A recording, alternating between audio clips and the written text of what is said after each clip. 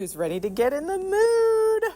Mood for the Moodies, that is. You guys, my new line is being released this weekend, and I wanted to come up with the very best way to show you all the colors.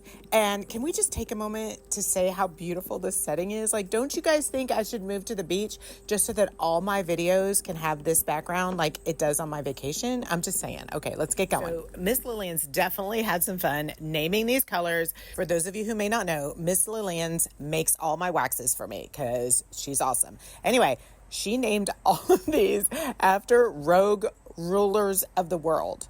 I don't really understand the connection, except that I'm guessing they were all just in really bad moods. Let's start off strong with the inept and selfish Roman Emperor Caligula. I don't remember anything about this in history class, but I do remember that movie.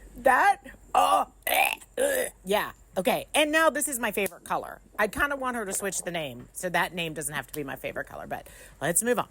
And now we have the Grand Prince of Moscow, Ivan the Terrible. And they say he was called the Terrible because back then, terrible just meant fearsome, and he wasn't really that bad.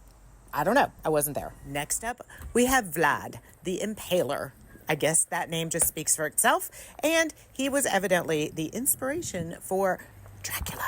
Now, Genghis wasn't as much evil as he was shrewd. He won a lot, and it was best to surrender quickly.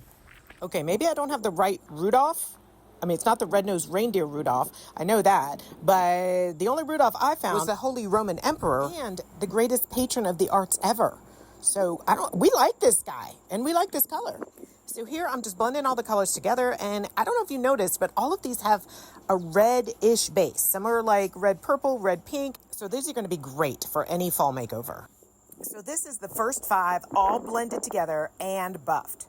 I don't know what I'm doing with the twirling, but isn't that gorgeous? All right, let's get on to the next 5. I think we can all agree that King Henry just wasn't really good in relationships. Let's just leave it at that. Now, I love this color so much, you are going to see it in my next video called How Far Does This Jar Go?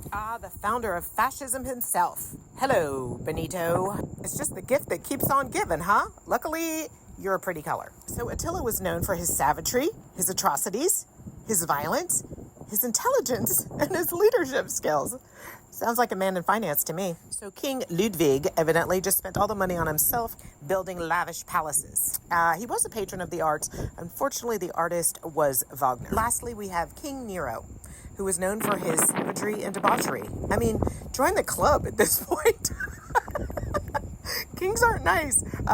But anyway, I hope you've enjoyed this little history tour brought to you by Tanglewood Sue and Wikipedia. And here are the final candlesticks. The one on the left is not buffed. The one on the right is buffed. So you can kind of see the difference between the two. I will also be adding all the Moodies to the Tanglewood Super Shifter color guide that is sortable by color, by shift, by base, by sparkle, by all the good things. So if you want a much clearer idea of all the different shifts of the colors you've seen today, download the guide.